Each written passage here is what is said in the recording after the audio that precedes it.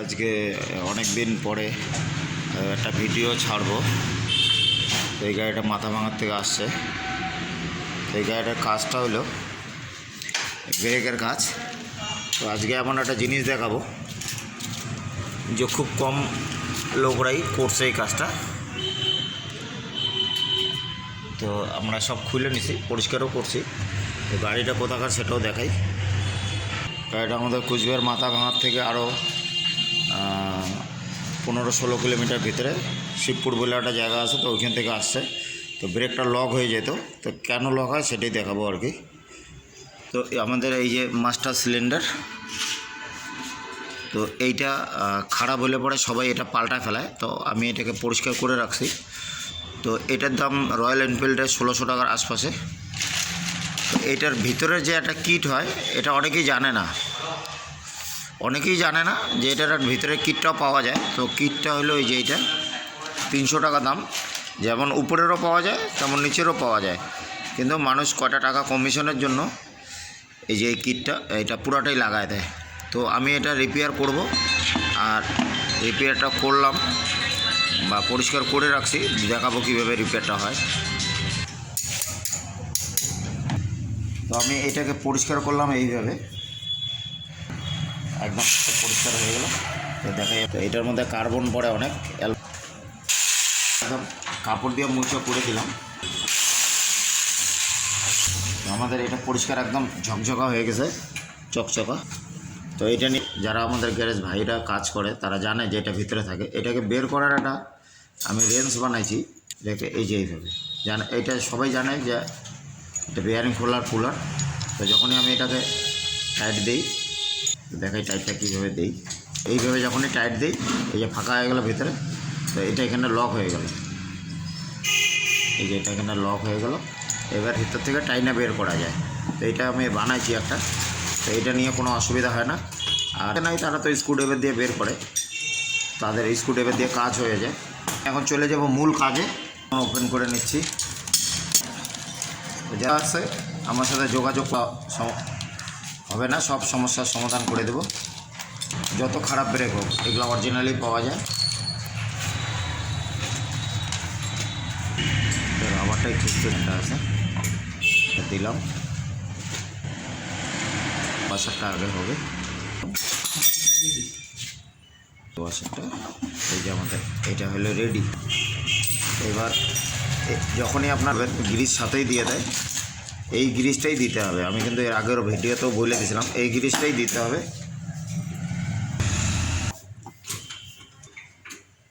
এই যে রাবারের ওরিং একদম এইভাবে দিতে হবে। রাবারের ওরিংটাকে, এই বুশটাকে আমি এইভাবে গ্রিজ দিয়ে বসায় দেবো। এটার মধ্যে জং ধরে যাবে, আমাদের মাটি থাকে।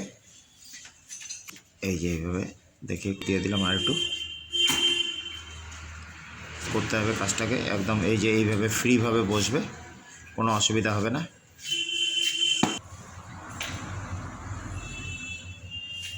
আমি বসায় দেব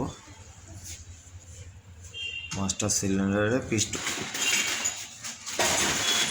তো এইটা যদি ভালো মতো রিটার্ন করে তাহলে কোনো অসুবিধা হয় না, আর যদি ভালো মতো রিটার্ন না করে তাহলে চাকা লক হয়ে যায়। তো অনেক দূর থেকে আসছে, চাকা লক হয়ে গেছিলো। তো তেলটা একটু ফালা নিয়েছিল, তারপরে আর ব্রেক ধরে না। কাজটা হয়ে গেল। এই যে এখন আমি লকটা লাগাই দেবো এটার মধ্যে, আর শেষ। তো এটা আমাদের বসে গেল। তো আমাদের এটা কাজ শেষ, এতটুকুই কাজ ছিল। তো রিটার্নটা আসে, তো এইটাই এটার কাজ ছিল। মানে খুব বড় কাজ না। ফিটিং করে ব্রেকটা দেখা দিচ্ছি।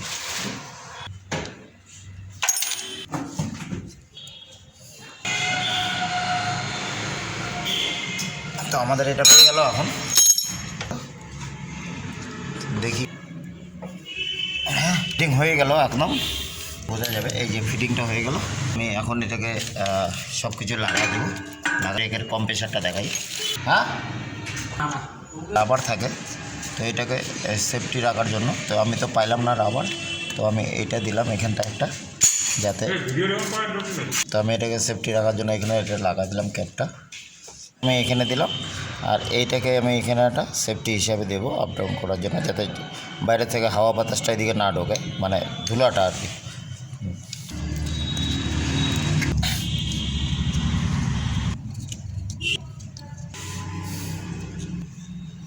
এখন বসাবো এটাকে। বসাটা কোথায়? টাইটটা হয়ে গেল একদম।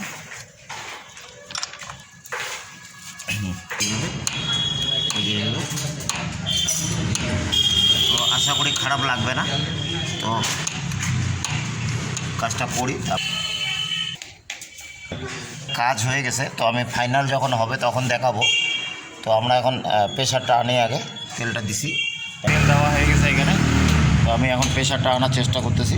তো তাড়াতাড়ি ফিটিং হয়ে গেছে। তো দেখি এখন তেলটা আমি দিয়ে এখন প্রেশারটা দেখবো আসে কি না।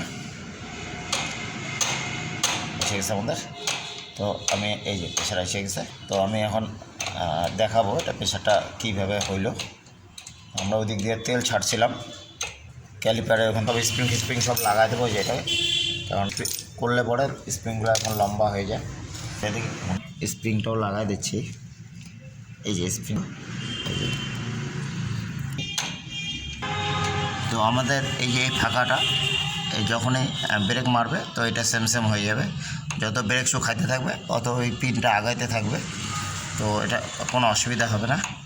তো আমার এই কাজটা কেমন লাগলো আপনারা জানাবেন, আর ব্রেকটা কেমন হলো সেটা। তো একদম ওকে হয়ে গেছে। পিছনে বাইকের কাজ করবেন তো এই পাইপটা লাগাই নিয়ে করবেন, নাহলে এখানে ব্রেক অয়েল পড়ে অসুবিধা হয়। ডিসপ্যাড লাগাবো, ডিসপ্যাডের দাম 250 টাকা।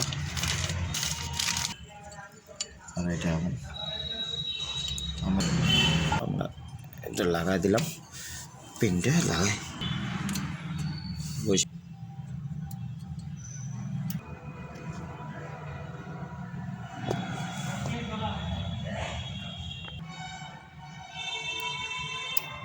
ঠিক আছে এটা একদম। তো গাড়ি মালিককে পাঠাবো আমার ট্রায়ালে। এইখানে আমি একটা জিনিস দেখাই দিই যে কি করবেন লাস্ট ফিনিশিংয়ের সময়। তো যখনই আপনারা ফাইনাল চেক করবেন তো এই ব্রেকটা শুটা রিটার্ন যায় না কি না সেটা দেখতে হবে। এই যে রিটার্ন যায় নাকি, তো আমারটা রিটার্ন গেল। তো ব্রেক প্যাডেলটা দেখাই কেমন হবে। তো ব্রেকের প্যাডেলটাও লুজ হয়ে যাবে। ব্রেক শুটা আমাদের এই যে এই ধরনের লুজ হয়ে যাবে রিটার্ন দিলে পরে। এই যে টাইট হয়ে গেছে। তো এখন গাড়ি কাস্টমারকে দেবো চালাইতে, দেখি কী বলে। ট্রায়ালটা দিয়ে তারপরে বল আমাকে কেমন হইলো না হইলো, ঠিক আছে? যা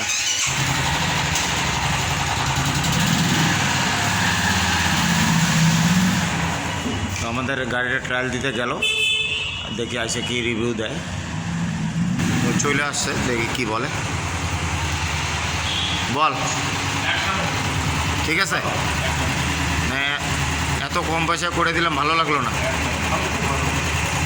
ঠিক আছে। তো আমার ভিডিওটা কেমন লাগলো লাইক কমেন্ট শেয়ার করবেন, চ্যানেলটাকে সাবস্ক্রাইব করে পাশে থাকবেন।